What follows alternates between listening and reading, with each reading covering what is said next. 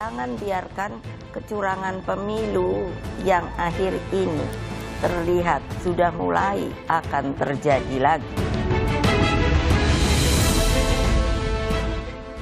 Ketua Umum PDI Perjuangan Megawati Soekarnoputri menyinggung putusan MK yang memutus perkara syarat Capres-Cawapres sebagai manipulasi hukum. Megawati juga mengapresiasi putusan Majelis Kehormatan MK yang menjatuhkan sanksi berat pada Anwar Usman karena dianggap memiliki konflik kepentingan. Megawati menegaskan kecurangan pemilu tidak boleh terjadi. Pemilu yang demokratis, yang jujur, adil, langsung, umum, bebas, dan rahasia harus dijalankan tanpa ada kecuali. Rakyat jangan diintimidasi seperti dulu lagi. Jangan biarkan kecurangan pemilu yang akhir ini terlihat sudah mulai akan terjadi lagi. Gunakan hak pilihmu dengan tuntunan nurani. Pernyataan Megawati ini mendapat tanggapan dari Cawapres pasangan Prabowo Gibran Rakabuming Raka. Gibran mempersilahkan untuk menyampaikan laporan jika ada kecurangan pemilu. Jangan sempat khawatir adanya kecurangan di pemilu 2024. Ya dilaporkan aja misalnya ke Bawaslu atau apa misalnya ada kecurangan atau apapun itulah ya. Saya mau doanya aja ya. Tiga pasangan capres akan bertarung pada Pilpres mendatang. Setiap tahapan pemilu harus berjalan jujur dan adil tanpa intervensi dari pihak manapun. Tim Liputan Kompas TV.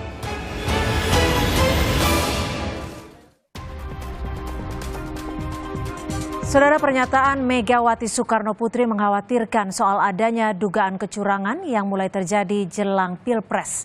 Pernyataan Megawati pun direspon bakal Cawapres Gibran Rakabuming Raka dengan memintanya untuk melaporkan dugaan kecurangan tersebut. Bagaimana membaca komunikasi Megawati dan Gibran terkait soal dugaan munculnya kecurangan Pilpres? Apakah jawaban Gibran ini semakin menunjukkan kerenggangan hubungan keluarga Jokowi dengan PDIP? Lalu bagaimana juga dengan penanganan dugaan kecurangan jelang Pilpres 2024? Kita akan bahas lebih dalam soal potensi kecurangan di Pilpres. Bersama dengan politisi PDI Perjuangan sudah ada Bang Masinton Pasaribu, Wakil Ketua Partai Gerindra Pak Habibur Rahman, dan pengamat politik Pak Ikrar Nusa Bakti yang sudah hadir di studio. Terima kasih, selamat sore Bapak-Bapak. Ya, saya langsung ke Bang Masinton. Bang Masinton, sebenarnya seberapa besar sih dugaan kecurangan ini dari PDIP sendiri? Dan ini kan tidak disebutkan siapa sih yang diduga oleh Bu Mega ini? Jadi Bu Mega menyampaikan beliau sebagai tokoh yang ikut dalam pusaran sejarah reformasi dan demokrasi itu. Ya. Beliau memberikan satu early warning, peringatan dini kita semua, khususnya terhadap penyelenggara negara, bahwa kita pernah mengalami masa-masa yang tidak demokratis, masa-masa kelam sejarah, masa-masa berada dalam situasi kejahatan demokrasi. Nah, beliau mengingatkan ya agar bangsa ini tidak mengulangi hal yang sama. Maka apa yang disampaikan oleh Bu Megawati adalah sikap dan pengalaman beliau ya, dan kita semua pernah merasakan itu ya Prof ya, agar tidak terulang seperti di masa Orde Baru. Oke. Nah, tentu dasarnya apa gitu ya, Bu Mega dengan satu pengalaman beliau dari berbagai situasi sejarah, Ya. kemudian melihat fakta-fakta yang ada. Nah, putusan Mahkamah Konstitusi itu kan terkait pemilu. Nah, proses ini sudah dimulai dari pelanggaran etik berat. Oke. Nah, di situ ada kecacatan etika di sana. Dan kemudian ada masalah yang kalau ini kita biarkan tanpa kita memberikan satu peringatan, maka ini akan berbahaya dalam proses Jadi demokrasi. singkatnya ditujukan kepada pasangan tidak ada menunjukkan siapapun. Hanya potensi saja. Ya, ini kita sudah membaca, maka tadi dugaan-dugaan itu tadi sudah terkonfirmasi dengan MK. Putusan MK itu kan jelas, ada pelanggaran etik berat di sana. Oke. Ya, ada ruang intervensi pihak luar terhadap putusan PUU 90 di Mahkamah Konstitusi itu.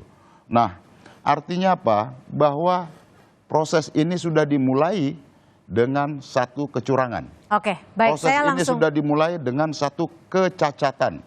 diawali etika. satu kecurangan. Kita akan dengar tanggapan dari Pak Habibur Rahman. Bagaimana Anda melihat situasi ini? Pak Habib?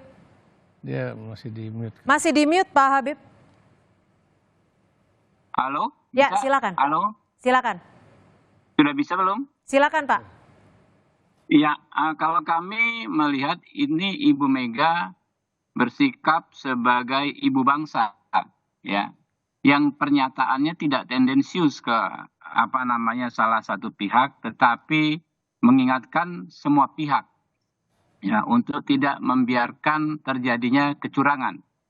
Hanya memang ada sedikit yang kurang tepat yang beliau sampaikan, mungkin bukan karena persoalan beliau, tapi memang persoalan penyajian data yang kurang lengkap yang disampaikan kepada beliau, ya. Kalau disebut-sebut soal putusan MK, ya, putusan MK itu tidak membuktikan kecurangan siapapun, karena ya putusan MK-nya kalau kita baca di putusan MK nomor 1 di pertama kesimpulan bahwa MK tidak bisa memeriksa, ya, putusan MK. Lalu yang terjadi itu adalah soal sikap berhukum. Soal bagaimana Anwar Usman mengimplementasikan jurisprudensi soal pengesampingan azas konflik kepentingan yang memang sudah terjadi dalam berbagai edisi Hakim Mahkamah Konstitusi. Dan itu dinyatakan juga dalam putusan MK bahwa pengesampingan tapi maaf Pak Habib, MK sendiri kan sudah memutuskan bahwa ada pelanggaran etik berat. Jangan dipotong dong, saya lagi menjelaskan Anda potong gitu loh, ya kan? Kalau enggak saya berhenti bicara kalau Anda mau potong lagi gitu loh. Silakan. Ya, gitu ya. Jadi MK ya menyatakan praktek berhukum yang namanya jurisprudensi itu mengabaikan prinsip benturan kepentingan sudah berlangsung lama. Kalau Anda baca detail-detail, makanya tadi kan Anda bilang putusan MK, Anda sudah baca belum? Anda baca detail-detail putusan MK bahwa praktek tersebut sudah berlangsung lama. Nah, faktanya memang mungkin karena persoalan politis, saat inilah Anwar Usman yang dikorbankan dengan dihukum berat. Ya, padahal yang lebih berat, yang kepentingan langsung terkait dirinya sendiri, terjadi zamannya Pak Saldi Isra, ya. Jadi itulah. Jadi kami melihat positif apa yang disampaikan Ibu Mega. Semangatnya kami dapat, ya, bahwa memang menggunakan kekuasaan untuk menguntungkan salah satu pasangan calon, ya, atau merugikan pasangan calon itu tidak dibenarkan. Dan ini sudah banyak laporan kami, mulai dari PJ Bupati Cilacap, ya. Baik.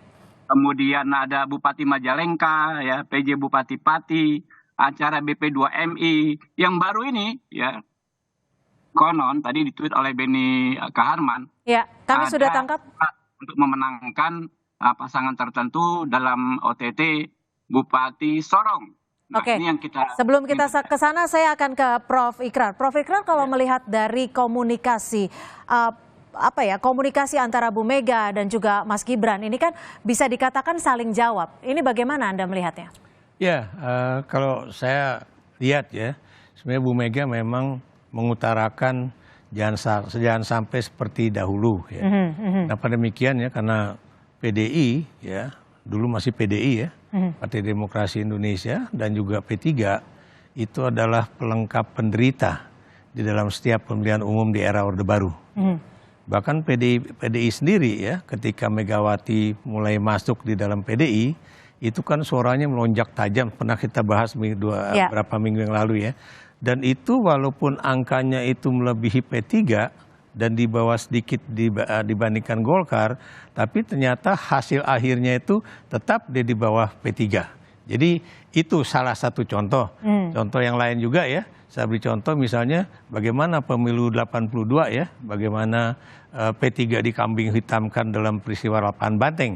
Bagaimana juga misalnya penguasa pada saat itu ya selalu mengintervensi setiap adanya pergantian pimpinan di partai-partai politik khususnya P3 dan PDI. Dan kemudian yang lebih gila lagi itu adalah bahwa pada masa lalu itu hasil pemilu itu sudah boleh dikatakan ditentukan terlebih dahulu dibandingkan melalui proses-proses pemilu yang benar-benar yang baik ya. Anda mungkin nggak percaya kalau saya ngomong ya, itu kalau mau menghitung berapa angka perolehan suara ya, itu kadang-kadang itu perahu itu cuma muter aja, berapa daerah sini sekian gitu. Jadi cuma begitu aja tanpa seperti yang sekarang tuh ya, itu kertas C1-nya itu benar-benar dilihat, benar-benar ada saksi dan sebagainya. Kenapa demikian? Karena pada saat itu memang penguasa itu menggunakan baik aparat itu pihak militer ataupun polisi untuk intervensi pemilu. Nah sekarang ya ini kan juga ditakutkan baik itu ASN ataupun TNI khususnya TNI AD ataupun Polri ataupun intelijen itu juga dipakai oleh penguasa untuk memenangkan salah satu pasangan calon. Baik, sebenarnya seberapa krusial seorang Megawati Soekarno Putri sampai mengucapkan beberapa poin padahal belum masuk di masa kampanye. Tapi kita akan bahas selepas jeda, tetap bersama kami di Kompas Petang.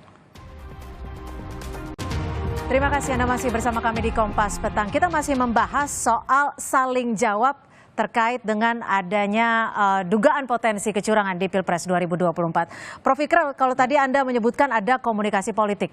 Nah, kalau Anda melihatnya, komunikasi politik antara Bu Mega dan Mas Gibran ini apakah sudah mengkonfirmasi bahwa hubungan antara Jokowi dan PDIP semakin merenggang? Kalau buat saya bukan semakin merenggang ya, tapi memang sudah patah arang. Ya. Patah arang? Sudah patah arang. Jadi kalau saya meminjam istilahnya Puan Maharani, dia bukan lagi bagian dari kita.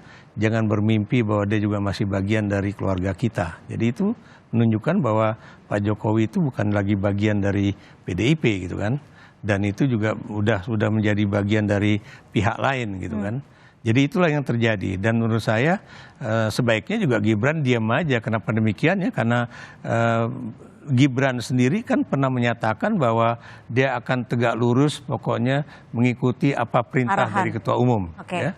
Tapi sekarang kok dia kemudian memberikan komentar-komentar yang boleh dikatakan nggak begitu enak ya. Padahal kita tahu memang proses ini di dalam proses saja belum kampanye politik itu memang sudah ada intervensi semacam itu. Sebelum kita ke sana, Prof. Ikrar, ini kan Mas Gibran juga sempat menjawab bahwa jika memang ada kecurangan dibuktikan saja. Apakah statement ini juga mempertegas bahwa ini adalah tantangan? Ya. Tantangan kepada Bu Mega? Menurut saya iya, ya tantangan terhadap Bu Mega ya. Padahal kita tahu lagi-lagi ya. Ini kan pemilu masih dalam proses dan kemudian juga ya Anda juga tahu ya tadi kalau menurut para ahli hukum itu sebetulnya proses di dalam MK itu belum selesai. Kalau MK yang 8 hakim agung ini akhirnya juga memproses itu merevisi undang-undang yang sudah terjadi itu dan kemudian ada desakan bahwa itu berlaku tahun ini, dia juga bisa saja tidak bisa jadi calon wakil presiden. Oke, kita belum sampai ke sana ya. Kita masih menunggu prosesnya. Bang Masinton, patah arang, betul? Ini artinya sudah mengkonfirmasi bahwa tidak akan lagi lah keluarga Jokowi masuk di PDI Perjuangan. Ya, kalau PDI kan sikap partai ada anggaran dasar, anggaran rumah tangga ya, dan sudah minta pengembalian KTA gitu ya. Nah, kemudian yang perlu kita sampaikan dengan pesan Bu Mega ini adalah apresiasi beliau terhadap Majelis Kehormatan Mahkamah Konstitusi, bahwa masih ada cahaya keadilan gitu loh ya. Nah artinya apa? Beliau melihat proses berbagai lembaga negara sekarang itu sedang terjadi proses kooptasi.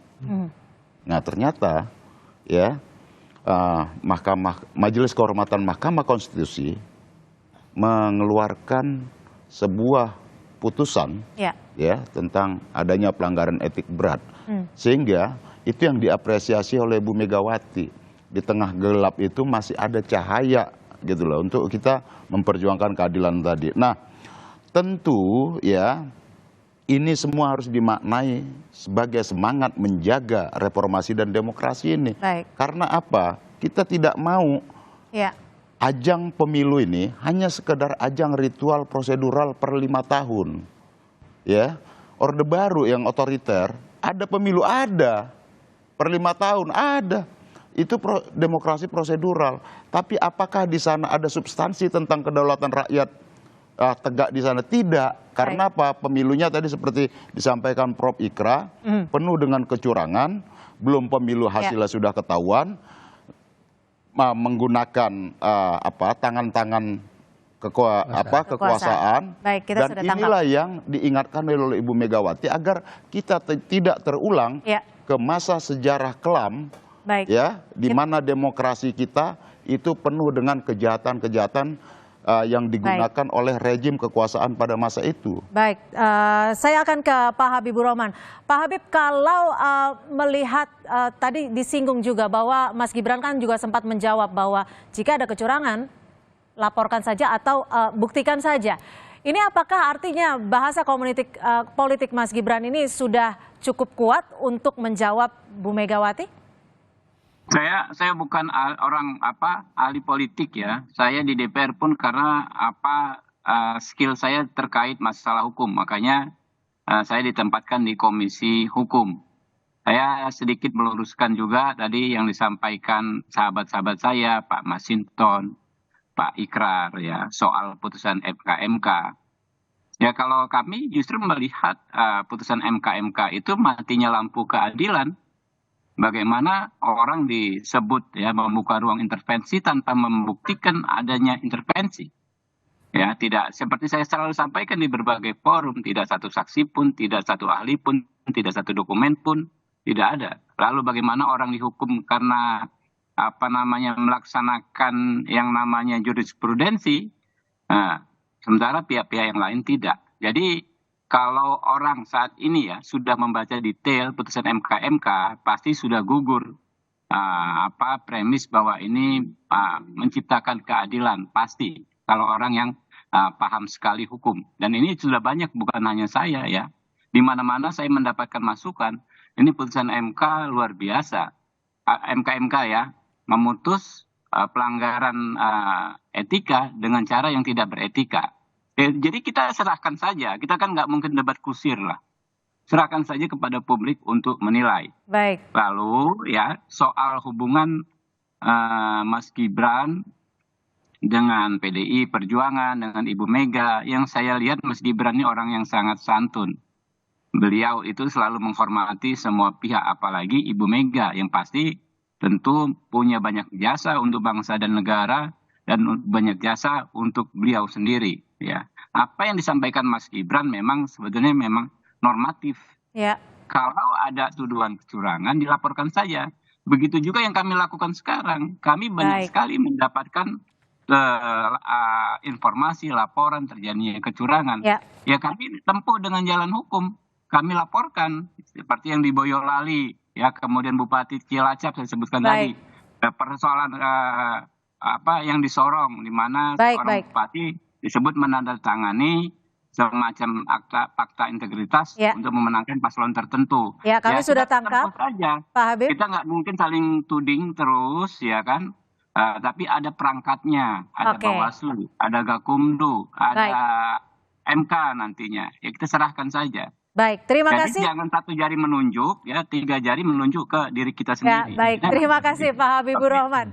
Terima kasih atas perspektif Anda, Waketum Partai Gerindra, dan juga terima kasih Prof. Ikrar, pakar politik yang sudah bergabung bersama kami, dan Bang Masinton, politisi PDI Perjuangan. Terima kasih sudah memberikan perspektif di Kompas Petang.